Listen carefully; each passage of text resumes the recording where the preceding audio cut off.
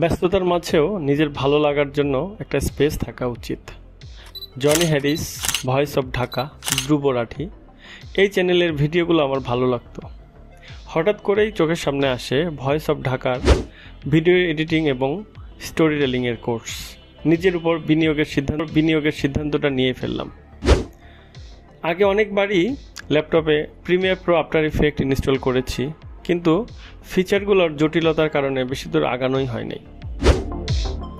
আমাদের কোর্সে রওশন ভাই তাদের লাইভ একটা প্রজেক্ট কিভাবে সেট করতে হয় সেটা দেখিয়েছে, যেটা আমাদের অবাক করেছে। আসলে একটা সুন্দর জিনিসকে আরও সুন্দরভাবে উপস্থাপন করা যায়। মিরাজ ভাই প্রতিদিন আমাদের লাইভ ক্লাস নিয়েছে এবং সাপোর্ট দিয়েছে 24/7।